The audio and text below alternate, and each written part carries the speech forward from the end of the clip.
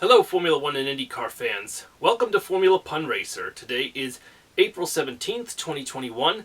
As you just saw there, this video is dedicated in memory of those 8 people who were needlessly shot and killed by a crazed gunman at the FedEx facility at Indianapolis Airport, as well as Prince Philip, Duke of Edinburgh, who passed away on April 9th at the age of 99, leaving behind his widowed bride, Queen Elizabeth II, and their 4 children, Charles, Anne, Andrew, and Edward. So to these people who lost loved ones in Indianapolis, and to the British royal family, my deepest and sincere apologies. So I shall pause for 5 to 10 seconds to honor these people.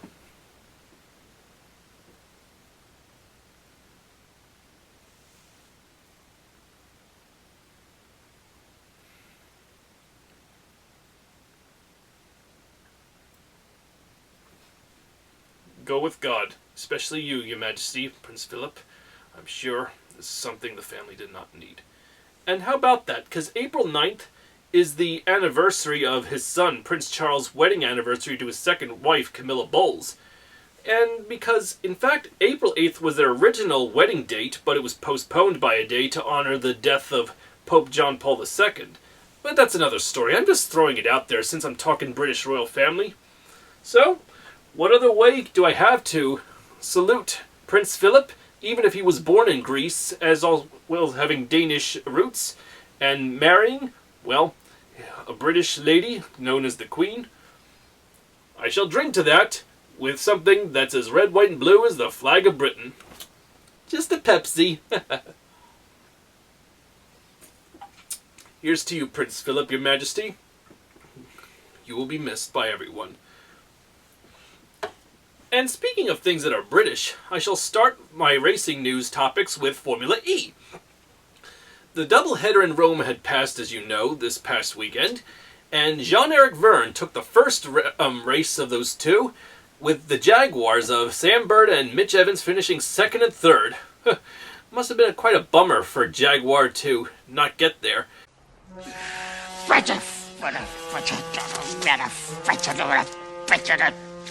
Their second round, no better, as Stoffel van Dorn of Belgium with the Mercedes team won the second race in Rome. But all you cats out there, or those who love Jaguar, thanks, you can rejoice, because with Sam Bird and Mitch Evans finishing in the podiums positions in the first of 2 rounds in Rome, Jaguar is practically on top of the Constructors' Championship at this time, and Sam Bird has the driver's lead. So it's something all you cats out there can appreciate. Yeah, you too, Meatball. I knew you'd be happy that your British cousins are leading the championship despite not winning the race. Fancy that. The next rounds for Formula E, if you're anxious to be charged up with the excitement, take place in April 24th and 25th in the streets of Valencia, Spain. Will Jaguar maintain their points lead, or can Mercedes or another team eclipse the cat? We'll soon see at that.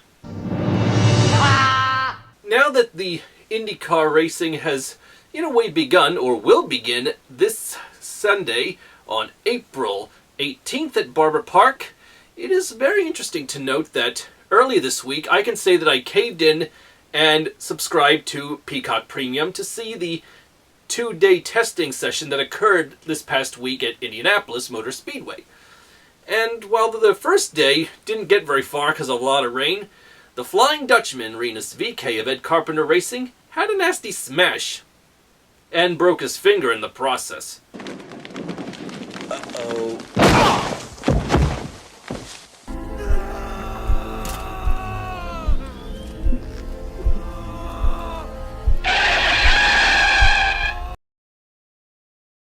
Oof, that's gotta hurt. Well, despite having his finger broken, don't worry, Rinus VeeKay is still fit to drive, and he will drive in the Barber Park race this coming Sunday, which you can catch on NBC. Thank God. J.R. Hildebrand is going to be the 4th A.J. Foyt entry for the Indy 500, and his car, as you see here, will have a throwback design similar to A.J. Foyt's 1961 Indy 500 winning car. The first of 4 times that A.J. Foyt won the Indy 500. Ah, yes, 1961, the year that we saw West Side Story and Disney gave us Babes in Toyland. But that's neither here nor there, I'm just throwing it out there. As you can also see, ABC Supply is back for this race, and with the number 1 too, which is important because that's what Foyt drove. True, Foyt has been synonymous with the number 14 for the majority of his career, but in fact 2 out of his 4 Indy 500 wins as a driver did not come with 14, but with the number 1.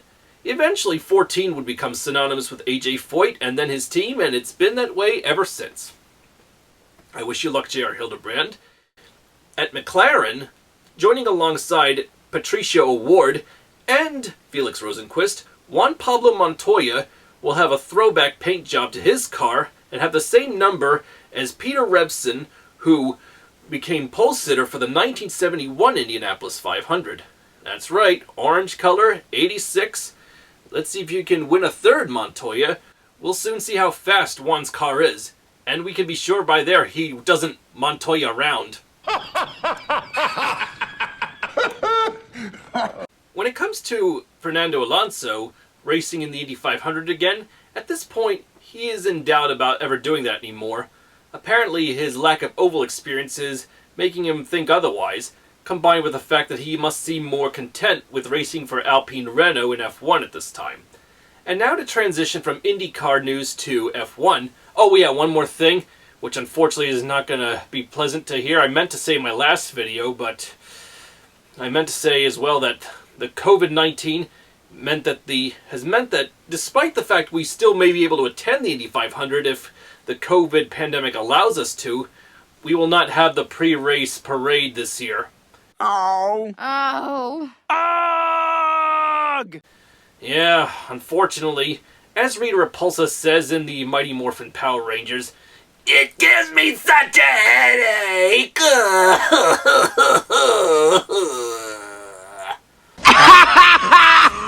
I'm alright.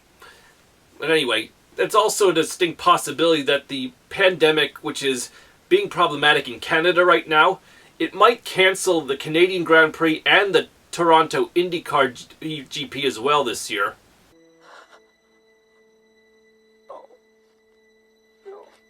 Yeah, disappointing indeed. Especially for IndyCar fans who hail from Canada and come to see James Hinchcliffe at best. And I hope he wins Indy if he can't race in Canada. And they're already, like, F1 and IndyCars are trying to formulate where they can substitute race if Toronto and Montreal for the respective race divisions is not possible this year because of the coronavirus. Ugh, absolutely frustrating indeed, this pandemic, as if it hasn't ruined enough already.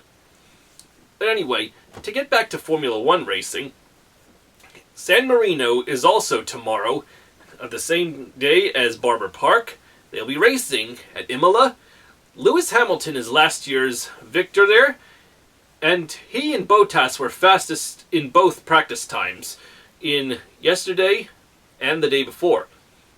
So let's see, can Max Verstappen be a threat, or will Lewis Hamilton be on the way to making 2 race victories in a row? We'll see, as he just barely managed to hold on to victory at Bahrain. Max Verstappen, it just goes to show the Flying Dutchman is a threat to win. Ferrari, at one of the 2 practice times, they classified best at 3rd and 4th. No wait, 4th and 5th, my mistake. You're killing me, Smalls! Don't count out the prancing horse, because even if it's going to be behind closed doors and no crowds once again, well, compared to Barber Park at least, we will see if the Silver Arrows they call Mercedes or the Red Bull Honda of Max Verstappen and his teammate Sergio Perez can be shifting the balance of success. Who will win at Barber Park and San Marino this Sunday? Let's find out. If you like my videos, click the subscribe button and hit the bell to be notified of future videos. Hopefully, my next video will be a lot funnier and it will talk a lot about the results in a funny manner.